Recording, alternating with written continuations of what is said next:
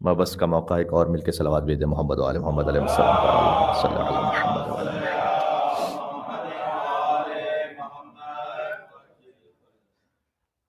ہمارے خیال میں اب اس بات کی زیادہ وضاحت کی ضرورت نہیں رہی کہ آج کی شب کی اصل مناسبت بعثت حضور مکرم صلی اللہ علیہ وآلہ وسلم ہے، اور شب معراج کے نام سے جو آج کی شب معروف ہوئی وہ برادر اہل سنت سے ہمارے یہاں پر زیادہ اس کا اثر آیا، ورنہ حضور کو ایک معراج نہیں ہے بلکہ 120 معراج ہے۔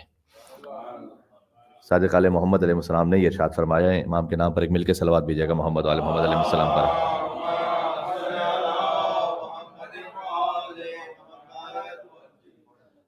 اور النبی علیہ السلام 120 مرہ، امام علیہ السلام نے فرمایا کہ حضور مکرم آسمانوں کی طرف معراج پہ گئے 120 مرتبہ، جس میں سے ایک ہے ہجرت سے پہلے اور 119 ہے ہجرت کے بعد۔ 119 ہجرت کے بعد ہے کا مطلب یہ ہے کہ حضور نے ہجرت کے بعد مدینہ منورہ میں 10 سال گزارے ہیں۔ 10 سال میں 120 مہینے ہوتے ہیں، 10 ایئرز میں 120 مہینے ہو گئے نا۔ 120 مہینوں میں 119 معراجیں، یعنی ایوریج یہ کہ ہر مہینے ایک معراج ہے حضور مکرم صلی اللہ علیہ وآلہ وسلم کو، تو جس کی ساری زندگی معراج ہی معراج ہے۔ تو فقط یہ آج کی شب کے اعتبار سے نہیں، اگر حضور کی ساری معراجیں ہم منائیں تو پھر سارا سال ہی معراج کا جشن مناتے رہیں گے، اس لیے کہ ان کی اصل حقیقت عرشی ہے، فرشی نہیں ہے۔ حتی من علینا بکم، زیارت جامع کبیرہ میں ہے کہ اللہ سبحانہ وتعالیٰ نے ہم پر ہی احسان کیا کہ انہیں عرش سے فرش پر بھیجا ہماری ہدایت کے لیے۔ تو آج کی جو اصل مناسبت ہے وہ شب معراج کی نہیں بلکہ شب مبعث کی ہے۔ البتہ معراج پہ بھی گفتگو ہو تو کوئی حرج نہیں، اس لیے کہ آج کی رات بھی منسوب ہے معراج سے۔ ایک معراج تھی مکہ میں اور 119 معراجیں تھیں مدینہ میں۔ مبعث کسے کہتے ہیں؟ یہ بچوں کے لیے تھوڑی سی گزارش، مبعث کہتے ہیں مبعوث ہونا، کسی کام کا سٹارٹ ہونا، اور وہ حضور مکرم صلی اللہ علیہ وسلم نے 27 رجب کے دن غار حرا پر پہلی وحی نازل ہوئی، اللہم صلی علی محمد وعلی محمد۔ جو پہلی وحی نازل ہوئی ہے وہ 27 رجب المرجب کو نازل ہوئی ہے حرا کے غار میں۔ اقرا بسم ربک الذی خلق، خلق الانسان من علق، اقرا وربک الاکرم الذی علم بالقلم، علم الانسان ما لم یعلم۔ یہ 5 آیتیں سب سے پہلے نازل ہوئیں حرا کے غار میں، وہ 27 رجب کا دن تھا۔ اس لیے امام تقی علیہ السلام نے آج کی شب کے لیے ارشاد فرمایا ہے کہ آج شب 27 رجب المرجب ہر اس شے سے بہتر ہے کہ جس پر سورج کی روشنی چمکتی ہے، یعنی جو کچھ ہے اس پورے نظام کائنات میں ان سب سے بہتر ہے آج کی شب، اس لیے کہ سورج کی روشنی سبھی پہ چمکتی، پوری دنیا پہ سورج کی روشنی ہے نا، کوئی ایک حصہ بھی ایسا نہیں کہ جہاں سورج کی روشنی نہ پہنچتی ہو، تو جو کچھ سورج کی روشنی جہاں جہاں پہنچتی ہے ان سب سے بہتر ہے، امام نے فرمایا، ایک آج کی شب۔ اس لیے کہ آج کی شب ہے تو غدیر ہے، اس لیے کہ جب مبعث ہی نہیں تو پھر غدیر کہاں سے ہوگی؟ تو مبعث اور غدیر کا بھی بڑا گہرا تعلق ہے آپس میں، جیسے جان ایلیا نے اپنے ایک شعر میں بیان کیا، اسے آخر میں بیان کر دوں۔ آج جو مومنین تشریف لائے میں جب پہلی وحی نازل ہوئی تب بھی 2 ہی لوگ تھے، سے محمد اور علی تھے، تو آج اسی مناسبت سے اسی کیفیت میں ہم آج کا جشن شروع کر رہے ہیں۔ ہو سکتا ہے کہ بعد میں اجتماع اتنا بڑھ جائے کہ غدیر کی طرح 1,24,000 کا مجمع ہو جائے انشاءاللہ سے۔ ایک مل کے صلوات بھیجیں محمد و آل محمد علیہ السلام پر، اللہم صلی علی محمد و محمد۔ اچھا، یہ تو احسان مانیے نہج البلاغہ کا، ورنہ ہمارے سر ہمیشہ عیسائیوں کے سامنے جھکے ہوئے ہوتے جو کچھ مسلمانوں نے لکھا ہوا ہے مبعث کے بارے میں، اس لیے کہ انہوں نے تو یہ لکھا کہ حضور کو تو سمجھ ہی نہیں آیا کہ یہ کیا ہو رہا ہے ان کے ساتھ، اور ان کو اتنا پسینہ آ رہا تھا اور وہ بے ہوش ہو گئے تھے تقریباً، اور ان کے قلب کا جو ایک معاملہ تھا کہ جبریل نے اس کو کاٹا سینے کو اور شرح صدر یعنی آپریشن کیا، اور اس کے بعد ایک نعوذ باللہ سیاہ دبا تھا وہ جبریل نے نکالا، اس کے بعد سینے کو بند کیا، اس کے بعد انہیں پھر بھی سمجھ میں نہیں آیا کہ میرے ساتھ کیا ہوا ہے، تو گھر پہ تشریف لے گئے، خدیجہ سے بات کی، یہاں تک کہ اس قسم کی مباحث میں آپ کو خودکشی تک کا لفظ ملے گا، نعوذ باللہ من ذالک، کہ رسول اللہ تقریباً یہ سوچ رہے تھے، اب میں کیسے کہوں اس جملے کو، نعوذ باللہ من ذالک کہ میں سوسائڈ کمٹ کر لوں، اور حضرت خدیجہ نے کہا کہ نہیں آپ یہ کام نہ کیجیے، آپ جائیے ورقہ ابن نوفل کے پاس جو ان کے ماموں تھے، اور جائیں اور جا کر آپ ان سے پوچھیں، کیونکہ وہ عیسائی بڑے عالم تھے تو ان کو تجربہ ہے کہ شاید جانتے ہو کہ آپ کے ساتھ کیا ہو رہا ہے تو آپ کو گائیڈ کر سکیں۔ ہم ایسے رسول کو یہ نہیں مان سکتے کہ جو ویسے تو دنیا کو ہدایت کرے اسے اپنی ہدایت کے لیے ورقہ ابن نوفل کی ضرورت پڑ جائے اور اس کو سمجھ میں نہ رہا ہو کہ میرے ساتھ ہو کیا رہا ہے۔ اچھا، یہ ہے تو 100% جھوٹی روایت، اور الحمدللہ فرش امام حسین علیہ السلام کا صدقہ یہ ہے کہ ہمارے بچے کے سامنے آپ بغیر کسی کانٹیکس اور تمہید کے بھی روایت سنا دیں تو سنتے ہی کہے گا کہ یہ جو جھوٹی روایت ہے۔ الحمدللہ کم سے کم مذہب اہل بیت کے ماننے والے بچے بھی اس مقام پر ہوتے ہیں یا اس معراج پر ہوتے ہیں، میں یوں کہوں کہ وہ سمجھ سکتے ہیں کہ جناب یہ لفظ اگر آیا حضور کے لیے نعوذ باللہ من ذالک کہ وہ خودکشی کر لیں گے تو سچی ہو ہی نہیں سکتی ہے، تو 100% جھوٹی روایت ہے. لیکن جن مسلمانوں نے اسے لکھا، میں ان سے اتنا کہوں گا تو پھر کم سے کم اتنا تو مانو کہ احسان خدیجہ سلام اللہ علیہ تو ہو گیا، کہ اگر بی بی خدیجہ نہ ہوتی تو نہ رسول اللہ موجود ہوتا، نہ دین آتا، نہ قرآن آتا، نہ کوئی شریعت ہوتی، تو کچھ بھی نہ ہوتا. تو رسول اللہ کی تمام ازواج میں جو سب سے زیادہ احسان ہے رسول اللہ پر، وہ بی بی خدیجہ سلام اللہ علیہ ہے، کہ جو فاطمہ زہرا سلام اللہ علیہ کی ماں ہے. ایک مل کے صلوات بھیجے گا محمد و آل محمد علیہ السلام پر. اللہم صلی علی محمد و علی محمد. ہمارے یہاں جو وہی، اس لیے میں نے کہا کہ چونکہ ورقہ ابن نوفل عیسائی تھے، اور یہ تقریباً مسلمانوں نے اگر خودکشی کا نہ بھی لکھا ہو تو اتنا تو ضرور لکھا ہے کہ وہ گئے رسول اللہ ان کے پاس سمجھنے کے لیے کہ میرے ساتھ کیا ہوا ہے. نہج البلاغہ میں جو پہلی وحی کی کیفیت ہے وہ بالکل الگ ہے، کہ مولا کائنات کہتے ہیں کہ میں رسول اللہ کے ساتھ رہتا تھا حرا میں، اور وہ مجھے روز علم کے نئے ابواب سکھلاتے تھے، اور میں نے ہر باب سے 1000 باب کو نکالا، اور وہ میرے آگے آگے ہوتے تھے، میں ان کے پیچھے ایسے چلتا تھا کہ کنت اتبع اتباع الفصیل اثر میں، جیسے اونٹنی کا بچہ اپنی ماں کے پیچھے چلتا رہتا ہے. اور حضور مکرم پر جب وحی نازل ہوئی تو حضور نے مجھے یہ دیکھ کر فرمایا کہ یا علی انک تسمع ما اسمع و ترى ما ارى، علی تم وہی سنتے ہو جو میں سنتا ہوں، تم وہی دیکھتے ہو جو میں دیکھتا ہوں، بس یہ کہ تم نبی نہیں ہو. یعنی ایک ہی نور کے دو حصے تھے، دو الگ الگ ڈیوٹیز کے ساتھ، ایک نبوت کے ساتھ، ایک امامت کے ساتھ، پہلے دونوں ابو طالب کی گود میں تھے. یہ جو پہلی وحی کی کیفیت ہے ہمارے پاس نہج البلاغہ میں، دیکھیں یہ بھی ایک شان ہے. ابو طالب علیہ السلام ان کا دن چونکہ گزرا ہے 26 رجب المرجب، حضرت ابو طالب علیہ السلام کے دن سے منسوب دن ہے وہ. تو ایک جملہ میں کہہ دوں کہ جو ان کی گود، دو بچے پلے ان کی گود میں، یا محمد یا علی. ابو سفیان کی گود میں بھی دو بچے پلے، یا معاویہ یا یزید. یہ اپنی اپنی گود کی بات ہے اور اس کی تاثیر کی بات ہے. تو حضرت ابو طالب علیہ السلام کے ہاں حضور مکرم اور مولا کائنات، یہ ایک ہی نور کے دو حصے تھے اور غار میں ساتھ ہوتے تھے. جب یہ وحی نازل ہوئی تو اس کو کہتے ہیں مبعوث برسالت ہونا، یعنی رسالت کی ڈیوٹی کو شروع کرنا. انشاءاللہ یہ واضح ہوگا بچوں کے لیے کہ بعثت کا مطلب کیا ہے. رسالت کی ڈیوٹیز قرآن کے نازل ہونے کے بعد شروع ہو گئی. اگر حضور مکرم نہ ہو تو اللہ سبحانہ و تعالیٰ سے جو اہم ترین غیب کا خزانہ ہے وہ انسانوں کے پاس پہنچ ہی نہیں سکتا تھا، اور وہ قرآن کریم ہے. حضور مکرم اگر نہ ہو تو خدائے سبحان کے پاس جو اعلیٰ ترین غیب کا وہ خزانہ، کہ جو حتیٰ جس کا مقام اور جس کا وزن احادیث معصومین کے مطابق زمین و آسمان سے بڑھ کر ہے، وہ حضور لینے والے تھے تو اللہ سے لے کر ہم تک پہنچایا، ورنہ یہ خزانہ ہم تک نہیں پہنچ پاتا. تو آج کی شب اور کل کے دن کا جو سب سے بڑا محصول ہے وہ تو قرآن کریم ہے، قرآن کا تحفہ ہمیں ملا ہے. اور یہ جو قرآن کا تحفہ ملا ہے، اِنَّا أَنزَلْنَاهُ فِي لَيْلَةِ الْقَدْرِ، ہم نے لیلۃ القدر میں قرآن نازل کیا. تو پھر شب 23 رمضان نازل ہوا یا 27 رجب میں نازل ہوا؟ شب 23 رمضان نازل ہوا دفعتاً، ایک ساتھ قلب مصطفیٰ پر پورا قرآن. اور 27 رجب کو پہلی وحی نازل ہوئی سٹیپ بائی سٹیپ 23 سالوں میں. یہ دونوں میں فرق ہے.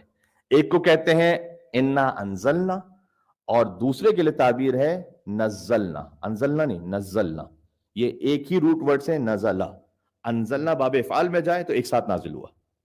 ان کنتم فی ریب مما نزلنا علی عبدنا فاتوا بسورۃ من مثلہ.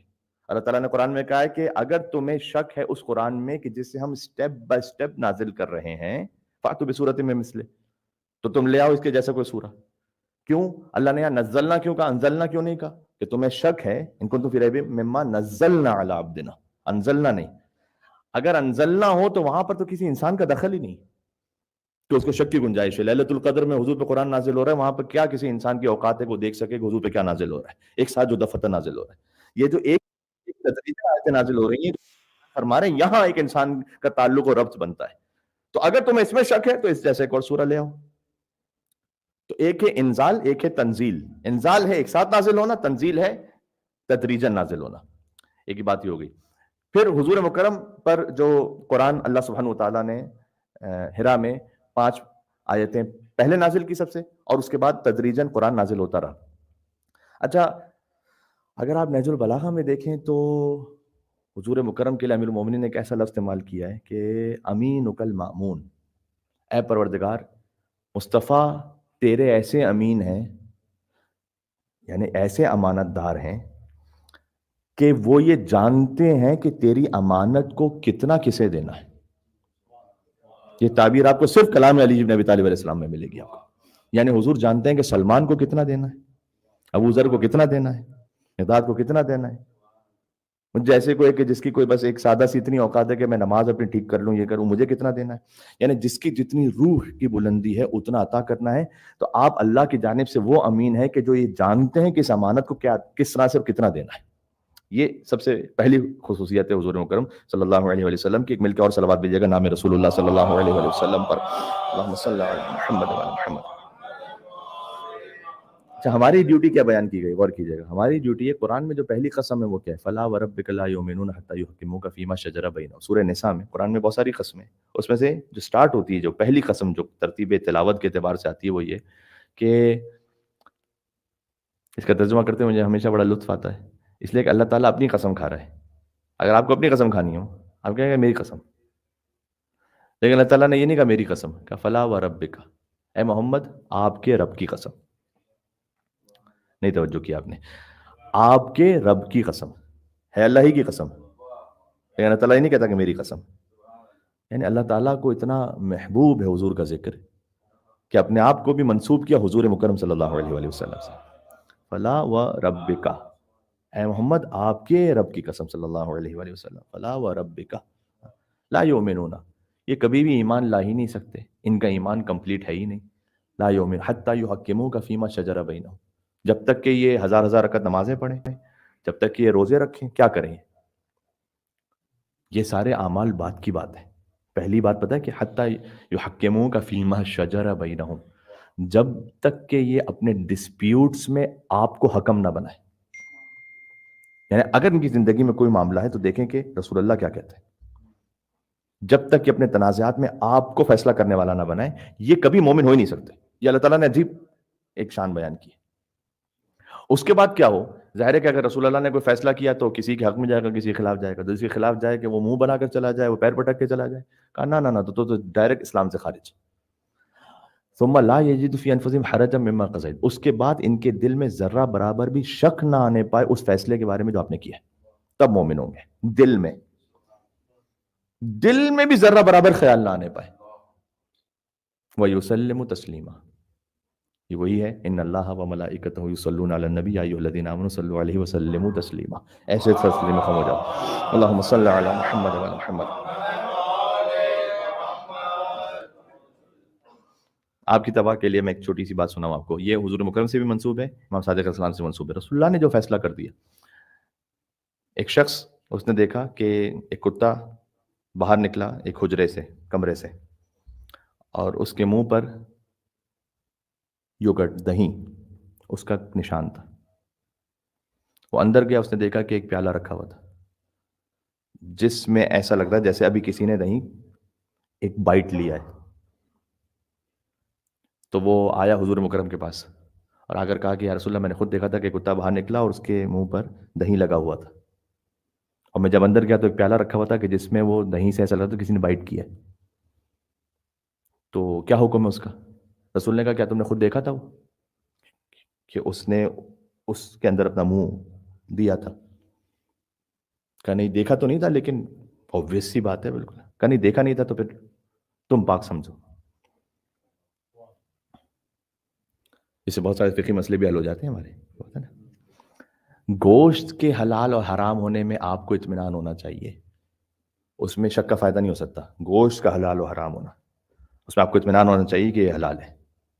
اب چاہے وہ آپ کو سرٹیفکیٹ لگا ہوا اس سے اطمینان ہو جائے یا کسی کے کہنے سے اطمینان ہو جائے, وہ آپ کے اطمینان کی اپنی کیفیت ہے, اس میں ڈاؤٹ میں فائدہ نہیں دے سکتے.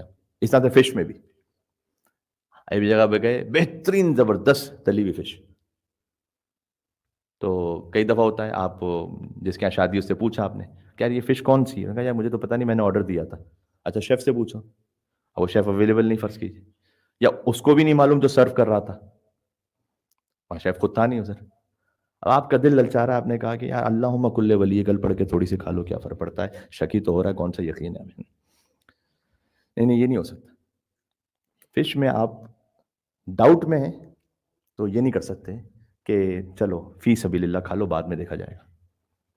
اس طرح سے گوشت میں بھی یہ نہیں کر سکتے کہ جناب ابھی ہمیں معلوم نہیں کہ حلال ہے حرام ہے، کر لو ابھی بسم اللہ پڑھ کے. یہ میں آپ کے چہرے پہ مسکراہٹ بھی آ گئی، لیکن بعض لوگوں کے یہاں ہوتا ہے، کم علمی کی وجہ سے ہوتا ہے. تو ایک محترمہ نے کسی کو بیان کیا تھا کہ یہاں کے لیے نہیں، کسی اور جگہ کے لیے، کہ ہم تو جاتے ہیں، اب ہم یہ نہیں دیکھتے کہ بھائی مطلب اب کیا دیکھا جائے کہ حلال یا حرام ہے، بس میں یہ کہتی ہوں کہ یہ جو گوشت لٹکا ہوا ہے اس سے جو تم کاٹ رہے ہو بسم اللہ کر کے کاٹ لو. تو جتنا بسم اللہ کر کے کاٹا وہ تو حلال ہو گیا، کیونکہ اللہ کا نام لے کے کاٹا گیا. تو یہ نہیں ہو سکتا گوشت کے معاملے میں یا فش کے معاملے میں. جہاں نجاست و طہارت کا معاملہ ہے وہاں پر آپ کو شک کا فائدہ دیا گیا. یہ دونوں الگ الگ مسئلے ہیں. ایک ہے گوشت کا حلال و حرام ہونا، اس میں بینیفٹ ڈاؤٹ نہیں ہے. جہاں پر نجاست و طہارت ہے، اب جا رہے تھے کہیں سے پانی گرا اوپر سے، اب کتنے لوگ ہوتے ہیں کہتے ہیں بھائی ہم تو نماز ہی نہیں پڑھ سکتے، اوپر سے پانی گرا ہم کیا کریں؟ نہیں، کس نے کہا آپ کو نماز نہیں پڑھ سکتے؟ کیا آپ نے دیکھا ہے کہ اوپر سے کسی نے نجاست ہی پھینکی ہے؟ آپ کو معلوم ہے کہ وہ پھینکنے والا مثلا نجس خود عین نجس تھا، مثلا ایسا مشرک تھا کہ جو نجس ہے اور اس کے ہاتھ سے لگ کے وہ نجاست آئی، یا فرض کیے کہ کوئی اور نجاست کوئی اور کاروائی اوپر سے کر رہا تھا بچہ وغیرہ کے، جس کو آپ کو لگا کہ اوپر سے آپ نے دیکھا ہے کچھ بھی نہیں ایسا. تو پھر آپ کو کیسے یہ ہے کہ یہ نجس تھا؟ یا کہیں سڑک پر آپ جا رہے تھے اور گاڑی سے چھینٹے اڑ گئے، آپ کا لباس میلا ہو گیا، گندا ہو گیا، لیکن نجس نہیں ہوا. ایک واقعہ ہے اللہ گل پیغانی کا، یہ میں اس لیے تھوڑا سا وقت لے رہا ہوں اس لیے کہ شریعت محمدی کا مسئلہ بھی ہے اور بڑا پیش آنے والا مسئلہ بھی ہے. ایک طالب علم آیا اللہ گل پیغانی کے پاس، اس نے کہا کہ میں جا رہا تھا مسجد میں نماز پڑھنے کے لیے، اوپر سے پانی گرا، میں ڈاؤٹ میں آ گیا، تو میں نے کہا پتہ نہیں نماز پڑھوں نہیں پڑھوں. اللہ گل پیغانی نے کہا کہ آپ پڑھ سکتے ہیں نماز، اس لیے کہ آپ کو شک ہے نا. شک میں ایک آ گیا کہ آپ اس کو پاک سمجھیں. دیکھیں بڑی لطیف تعبیر ہے یہاں پر، یہ نہیں کہ پاک ہے، کہ پاک سمجھو. پاک ہے یا نہیں اللہ تعالیٰ جانتا ہے، لیکن ہماری سہولت کے لیے کہا کہ پاک سمجھو اور اس سہولت سے فائدہ اٹھائیے. تو کچھ ہوتے ہیں کہ تھوڑے سے اوور اسمارٹ ہوتے ہیں. اس نے آیت اللہ گل پیغانی سے یہ کہا کہ میں کیسے پاک سمجھوں؟ کیا میں قرآن پر ہاتھ رکھ کے یہ کہہ سکتا ہوں کہ یہ پاک ہے؟ نہیں کہہ سکتے نا آپ، تو میں کیسے پاک سمجھوں؟ تو آیت اللہ گل پیغانی نے جواب دیا کہ میاں تم مسئلہ صحیح سمجھے نہیں ہو. مسئلہ یہ نہیں کہ تم قرآن پر ہاتھ رکھ کے کہو کہ یہ پاک ہے، مسئلہ یہ کہ قرآن پر ہاتھ رکھ کے یہ کہہ سکتے ہو کہ نجس ہے. بات سمجھ میں آ رہی ہے؟ مل کے صلوات دے دیں محمد وعلی محمد علیہ السلام پر.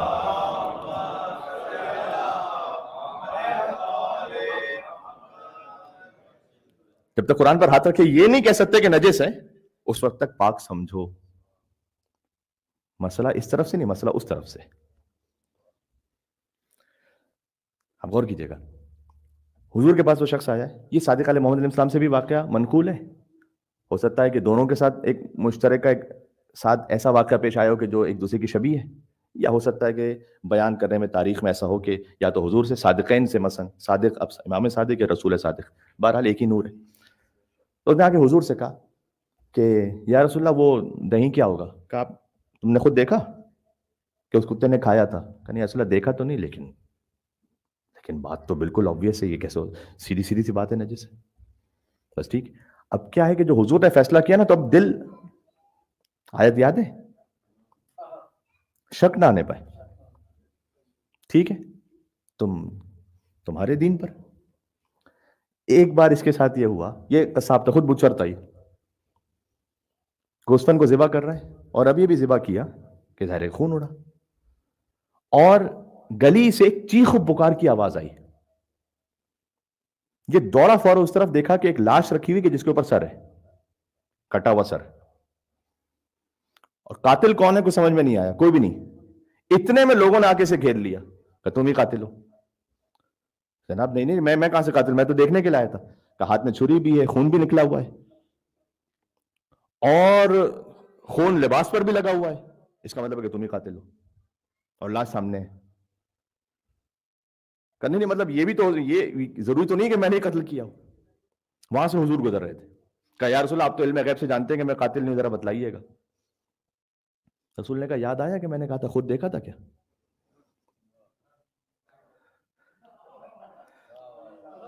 اس وقت تم نے یہ کہہ دیا کہ جناب یہ کیسے ہو سکتا ہے کہ نہ نجس ہو، تو اب یہ سامنے سے کہہ رہے یہ کیسے ہو سکتا ہے تم قاتل نہ ہو. بہرحال وہ جو اصلی قاتل تھا وہ آیا خود، اور اس نے آ کر جب خود اپنے جرم کا اعتراف کیا تو پھر یہ چھوٹ گیا. نہ سزا نہیں ملی سے، لیکن بہرحال قدرت کو ایک بات منظور تھی کہ اسے ایک سبق سکھایا جائے. کیا بات ہوئی؟ دیکھیں آپ احتیاط کے مطابق کچھ چیزوں میں پرہیز کر لیں، اچھی بات ہے، لیکن ہمارے استاد محترم تھے قم میں، وہ ہمیشہ ایک فلسفہ دیتے تھے فقہ کے مسائل میں، احتیاط اچھی بات ہے جب تک کہ آپ کو وسواسی نہ بنا دے۔ اگر کوئی اتنی احتیاط شروع کر دے کہ وہ کثیر الشک بن کے وسوسے میں آ جائے، یہ احتیاط اچھی نہیں ہے۔ یہی وہ احتیاط ہے کہ جسے بے دین بنا سکتی ہے، دین سے نکال دے گی یہ احتیاط۔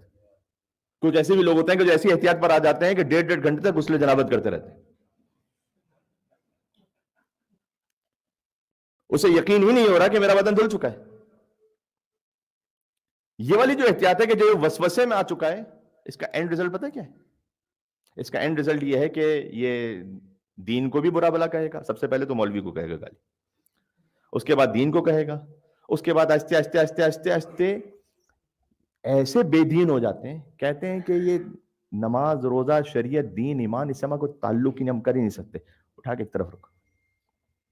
اگر آپ ایسی احتیاط پر آ جائیں گے کہ جہاں پر آپ کثیر الشک بن کر وسواسی بن جائیں گے، وسوسہ شیطان کرتا ہے، قل اعوذ برب الناس ملک الناس الہ الناس من شر الوسواس الخناس، دلوں میں جو وسوسہ نا شیطان کرتا ہے، اس کو نہیں آنے دیں۔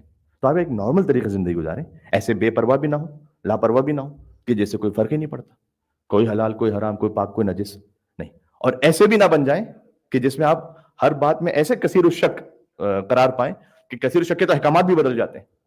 آپ کو پتا ہے کثیر الشک جس کو نماز میں بے انتہا زیادہ شک ہوتا ہے، کچھ کثیر الشک ایسے بھی ہوتے ہیں، کیسی لطیف بات ہے، دماغ اس طرح سے ہوتا ہے کہ ان کو دوسری اور تیسری رکعت ہی میں ہمیشہ شک ہوتا ہے، ایسے بھی ہوتے ہیں، یعنی ویسے پہلی رکعت میں شک نہیں ہوگا، تیسری اور چوتھی رکعت میں بھی شک نہیں ہوگا، دوسری اور تیسری رکعت ہی میں ہمیشہ شک ہوگا۔ جو کثیر الشک میں اس کو اپنے شک کی پرواہ نہیں کرے، اس پہ واجب ہے کہ شک کی پرواہ نہ کرے،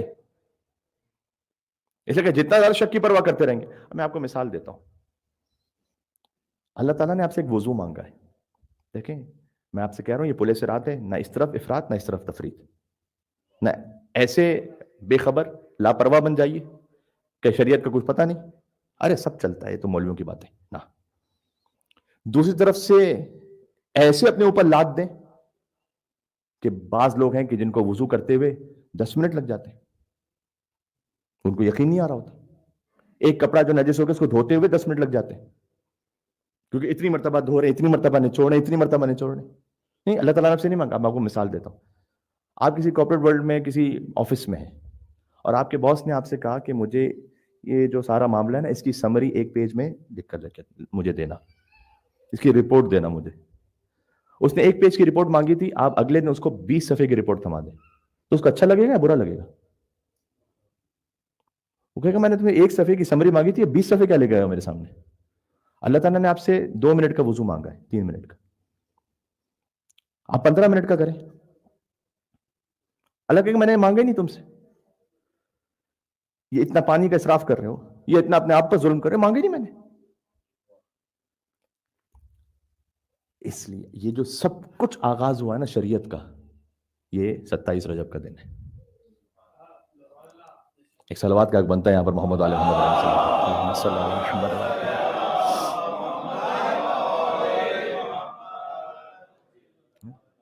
سب کچھ جو ہے وہ 27 رجب کا دن ہے۔ 27 رجب پہلی وحی نازل ہوئی، اس کے بعد حضور نے ایک کے بعد ایک آیتیں پہنچانا شروع کی، اور اس کے بعد زمانہ آگے بڑھتا گیا۔ یہ تو مسلمانوں نے بڑا ظلم کیا خود اپنے آپ پر اور بعد میں آنے والی نسلوں پر کہ امیر المومنین کا ان کو حق خلافت نہیں دیا گیا، ورنہ تو جو صادق آل محمد فقہ بیان کر رہے تھے وہ تو امیر المومنین السلام کے زمانے میں بیان ہو جاتے، اللہ جانے کیا کچھ علم کے اور ابواب جیسے کھل جاتے کہ جب تک بات پہنچتی قال الباقر و قال الصادق تک۔ ائمہ علیہ السلام پر جو اتنا بڑا ظلم ہوا وہ یہی ہوا کہ خانہ نشین ہونا پڑا۔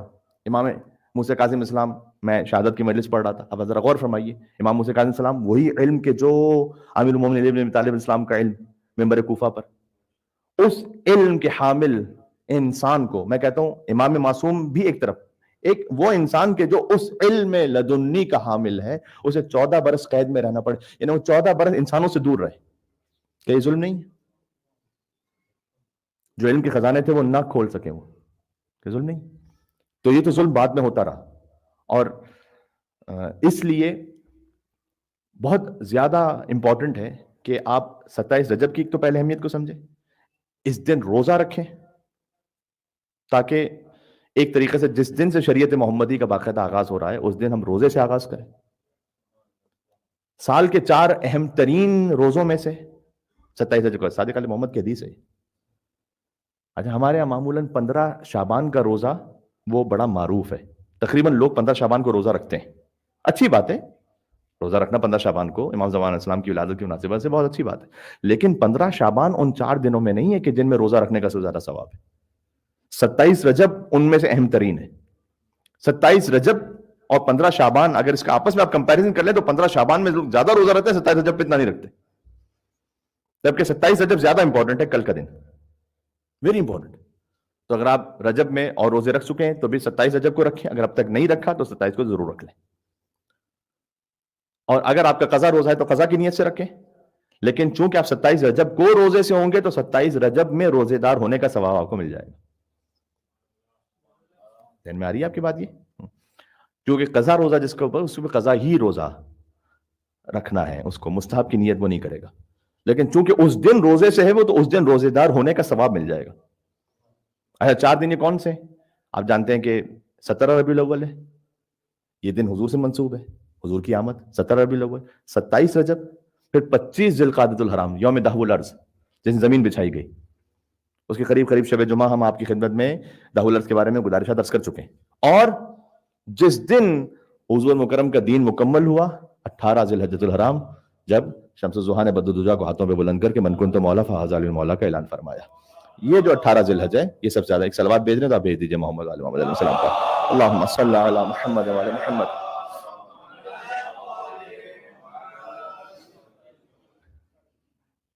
تو یہ 4 دن کے روزے بہت زیادہ اہم ہیں. ان میں سے مثلاً خود 27 رجب کے روزے کے لیے بعض روایات میں سے تعبیر ہے کہ 60 سال یا 60 مہینوں کے گناہوں کا کفارہ ہے. تو کفارہ بھی ادا ہوتا ہے. روزے سے رہیں آپ, اور روزے کے وقت کوئی خاص دعا انشاءاللہ وہ ضرور مانگیں انشاءاللہ, چونکہ روزے کے وقت جب افطار کے وقت دعا ہوتی ہے تو وہ قبول بھی ہوتی ہے. اور 27 رجب کا دن ہوگا, اور کل 27 رجب یہاں پر انشاءاللہ افطار کا بھی اہتمام ہے چونکہ کل شب جمعہ بھی ہے, اور پھر کل شب 28 رجب ہو جائے گی. تو شب 28 رجب امام حسین السلام کی روانگی اس مدینہ منورہ, تو مجلس عزا بھی ہوگی مغربین کے بعد. تو آپ سے گزارش ہے کہ مغرب کی نماز میں تشریف لائیے, اس سے پہلے اعمال شب جمعہ ہوں گے, تو آپ تشریف لائیے, نماز پڑھیے, افطار کیجیے, اور اس کے بعد انشاءاللہ مختصر مجلس ہم چاہیں گے, جو کہ بہرحال ویک ڈے اور اگلے دن بھی ویک ڈے ہوگا, تو ہم چاہیں گے کہ 40 منٹس کے اندر وہ مجلس ہم مکمل کر لیں کم سے کم اپنی خطابت. یہ بات ہو گئی 27 رجب کی مختصر, جتنا میں آپ کے سامنے مختصر کر سکتا تھا اتنی بات میں نے کی. دوسری مناسبت میں نے کہا کہ معراج کی ہے, شب اسراء والمعراج کہا جاتا ہے. اچھا 27 رجب کو اہل سنت وہ تو یہ کہتے ہیں نا کہ نبی بنے, مثلا انہوں نے اس دن کی اہمیت ہی نہیں سمجھی اور اس کے قائل ہی نہیں ہوئے. جو یہ سمجھتے تھے کہ پہلے نبی نہیں تھے اور بعد میں نبی بنے, اس کی بھی ایک سازش بظاہر ایسے لگتی ہے کہ نبی کو بعد میں بنایا جائے. نبی پہلے ان کو پتہ ہی نہیں تھا خود کہ میں نبی ہوں, تاکہ بعد میں جو نبی کا خلیفہ ہو ایک زمانے میں کافر رہ چکا ہو تو بعد میں وہ خلیفہ بن سکے.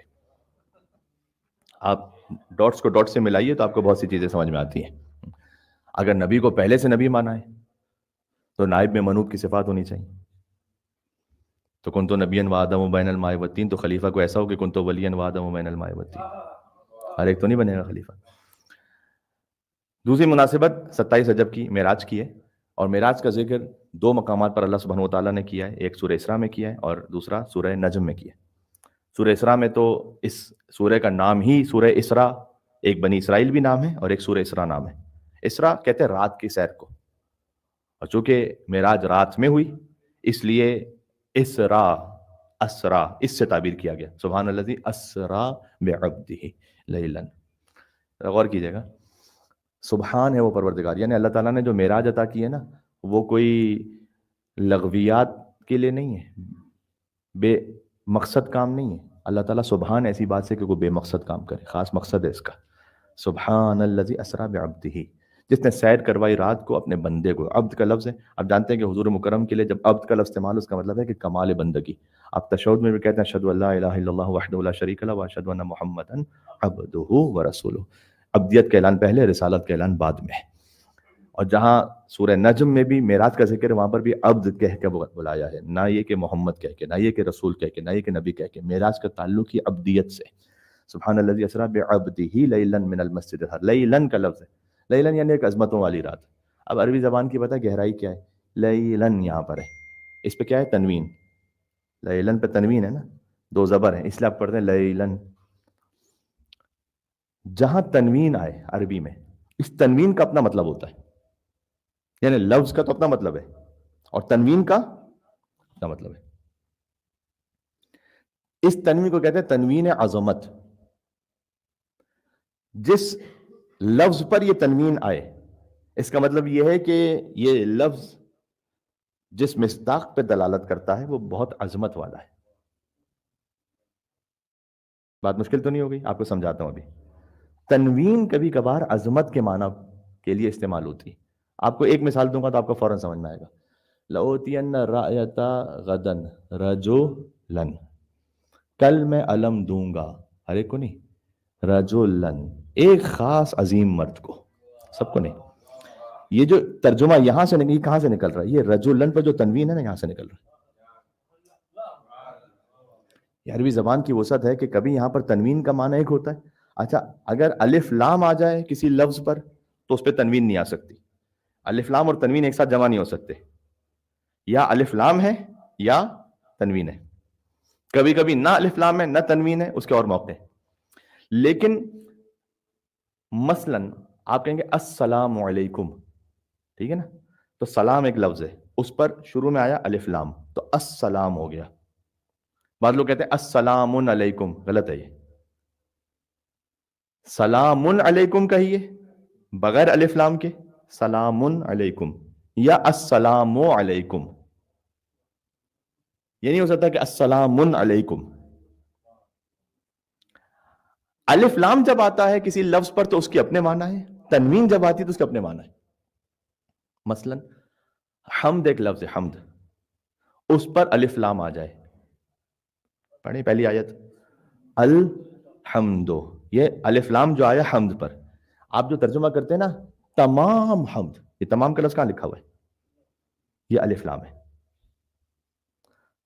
الف لام کا مطلب ہے ایک دو حمد کے مصداق نہیں، تمام حمد مخصوص ہے رب العالمین کے لیے. یہ تمام کا لفظ، all praises، all یہ الف لام سے. اچھا، اس کا مطلب یہ نہیں کہ جہاں کہیں الف لام آئے گا تو آپ all کا ہی ترجمہ کریں گے. الف لام بھی خاص کانٹیکس میں آتا ہے. کبھی الف لام آتا ہے مخصوص کرنے کے لیے، صرف یہ الیوم اکملت لکم دینکم.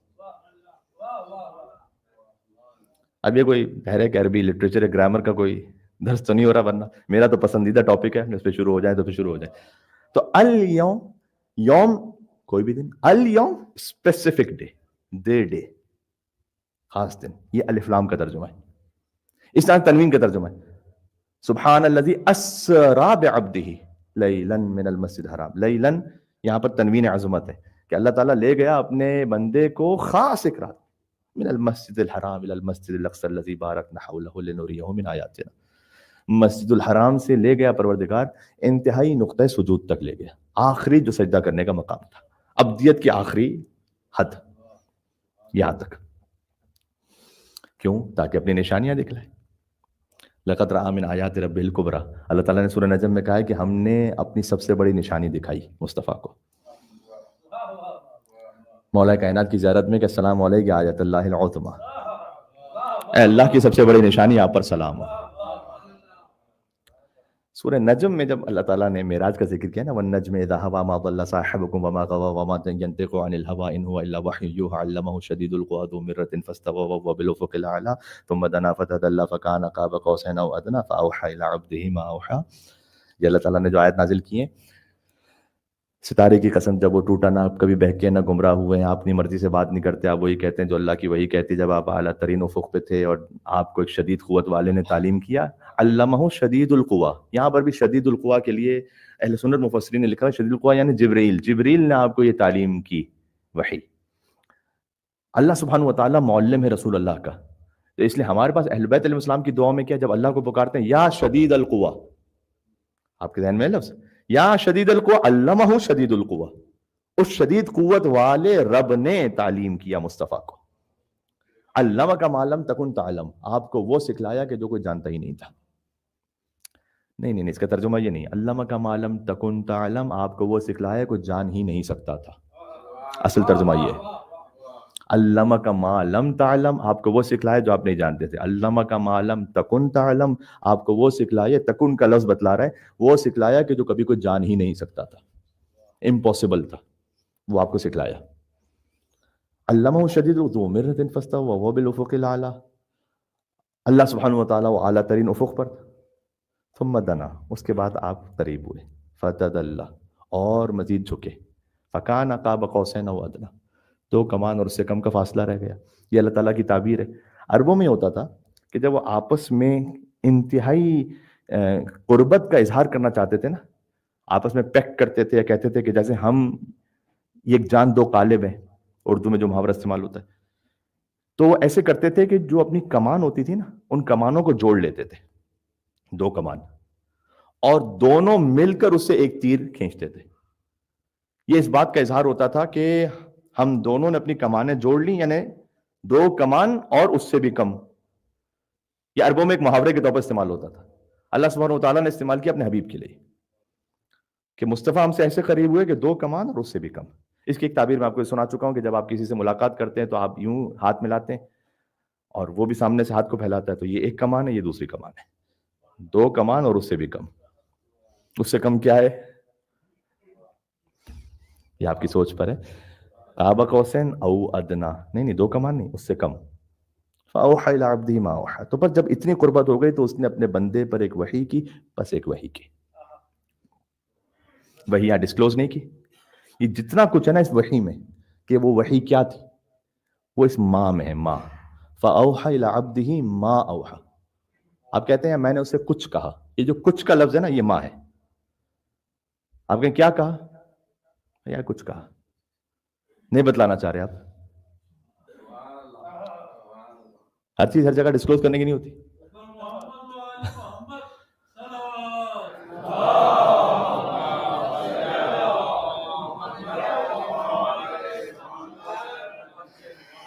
اوحى الى عبده ما اوحى، اس نے اپنے بندے پر ایک وحی کی ہے، بس ایک وحی کی ہے. اللہ جانے میں نے کب پہلے مثال دی ہو کہ میں یہاں سے آ رہا تھا، مجھ سے جناب شاہ جی صاحب تشریف فرما چاہتے ہیں، ان کی مثال دیتا ہوں، اچھی مثال، کہ کچھ کہا انہوں نے میرے کان میں. کمال صاحب کچھ لوگوں کو کیوریوسٹی ہوتی ہے، کیا کہہ رہے تھے؟ میں نے کہا کچھ کہہ رہے تھے. ابھی بیان کرنا ضروری نہیں ہے. میں ممبر سے تقریر کرنے لگا تو انہوں نے کہا کہ مولانا وہ بتلا دیجئے جو آپ کو پہلے بتلایا گیا تھا. پتہ نہیں کتنی بات پہنچ رہی. یہ جو ماں ہے نا اس کے اندر ہے سب کچھ. فاوحى الى عبده ما اوحى. قرآن کی ایک ماں کو دوسرے ماں سے ملائیے گا، یا ایھا رسول بلغ ما انزل الیک من ربک.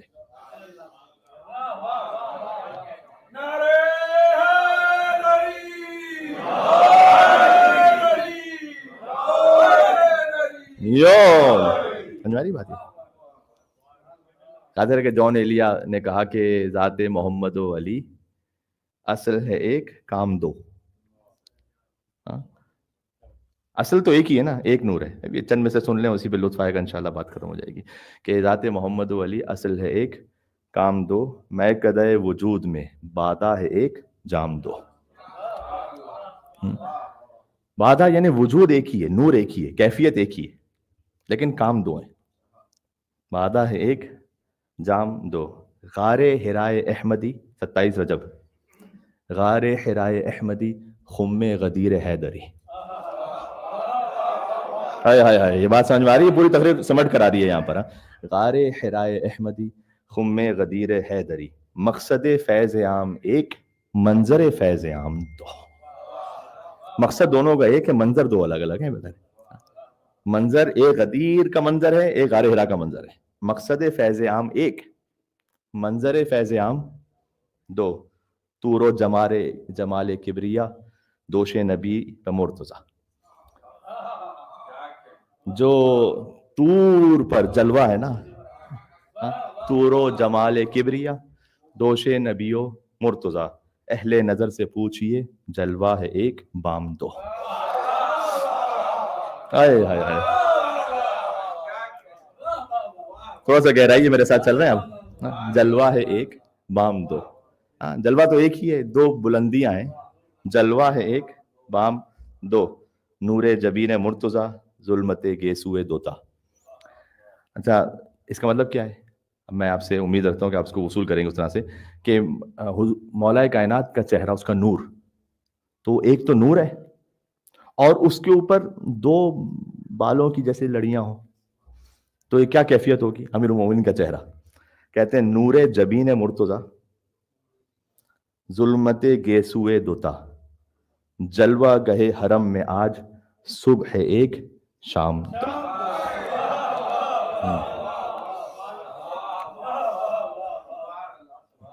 ایک مولا علی کا یولی. تو آج کی یہ دو مناسبتیں مجھے امید ہے کہ میں آپ کی خدمت میں رکھ سکا سامنے. ایک 27 رجب الرجب بعثت کی مناسبت، ایک 27 رجب الرجب معراج کی مناسبت. دونوں کا پیغام ایک ہی، معراج پر عقیدے پر بھی گفتگو ہوئی ہے اور معراج پر سخت عذاب پر بھی گفتگو ہوئی ہے، اعمال پر بھی گفتگو ہوئی ہے. بلکہ حضور مکرم سے ایک روایت یہ بھی ہے، آپ کے لیے پریکٹیکل ایک مثال تاکہ سامنے آ جائے کم سے کم ایک بات اس طرح سے بھی کہ حضور جب کہتے ہیں میں معراج پہ گیا، ایک تو میں آپ کو حدیث سنا چکا ہوں کہ حضور نے جنت کے 8 دروازے دیکھے، جہنم کے 7 دروازے دیکھے، ان سب پہ کچھ لکھا ہوا دیکھا. مجھے یاد ہے کہ میں 2 شب جمعہ اس پر آپ کی خدمت میں تقریر کر چکا ہوں. ایک شب جمعہ اس پر کہ جنت کے دروازے پہ کیا کیا لکھا ہوا تھا، اور دوسری شب جمعہ اس پر کہ جہنم کے دروازوں پہ کیا کیا لکھا ہوا تھا. ہر دروازے پر الگ الگ الگ الگ الگ الگ ایک ایک تحریر لکھی ہوئی تھی، اور ان ایک ایک جو تحریر لکھی تھی ان سب سے اوپر 3 تحریریں ایک ہی تھی، لا الہ الا اللہ محمد رسول اللہ علی ولی اللہ، یا اسی تعبیر کی کوئی اور آیت یا روایت یا کوئی جملہ. ایک دروازے پر اس طرح سے حضور کہتے ہیں کہ میں نے لکھا ہوا دیکھا کہ لا الہ الا اللہ محمد رسول اللہ اور علی وصی رسول اللہ یا ولی اللہ. اور اس کے بعد فرمایا کہ جو صدقہ دے میری راہ میں اس کے لیے 10 اجر ہیں، جو قرضہ دے کسی مومن کو قربتاً اللہ اس کے لیے 18 اجر ہیں، اور جو صلہ رحم کر لے اس کے لیے 30 اجر ہیں. آپ نے غور کیا؟ سب سے امپورٹنٹ ہے صلہ رحم کرنا. صلہ رحم کریں گے انشاءاللہ زندگی بڑھے گی، عمر بڑھ جائے گی، رزق میں وسعت ہوگی. اور ہمارے سامنے ایسی ایگزامپلز اور پریکٹیکل مثالیں موجود ہیں کہ قطع رحم کریں گے تو اچھے خاصے کو انسان ہوتا ہے لیکن جلدی موت آ جاتی ہے، کسی نہ کسی سبب سے بہرحال موت آ جاتی ہے. یہ ہمارے سامنے بہت ساری مثالیں ہیں اس کی. اس لیے یہاں رہتے ہوئے آپ کی صلہ رحم کی ڈیوٹی ختم نہیں ہو جاتی. صلہ رحم کو ضرور انجام دیتے رہیں اپنی اپنی توفیق اور نصیب کے مطابق. یہ جنت کے دروازے پر حضور مکرم نے لکھا ہوا دیکھا ہے. تو یہ ایک معراج کا بڑا امپورٹنٹ میسج اور پیغام بھی ہو گیا جو آپ تک پہنچ گیا. اللہ سبحانہ و تعالی ہمیں آج کی شب اور کل کے دن کی برکت کے صدقے میں جو کچھ حضور مکرم ایک بہترین عبد میں دیکھنا چاہتے ہیں وہ ہم سب کی زندگیوں میں انشاءاللہ آ جائے، اور ہم حضور کے بہترین امتی بنیں اور شیعہ بنیں، مولا علی علیہ السلام کے، حسین کے سچے عزادار بنیں، امام زمانہ علیہ السلام کے منتظر بنیں، مذہب جعفری پر عمل کرنے والے بنیں. پروردگار شریعت کا علم سیکھنے کی بھی توفیق عطا فرما آج کے دن اور آج کی شب اور کل کے دن کے صدقے میں وسعت رزق عطا فرما، اور مریضوں کو شفا کاملہ عطا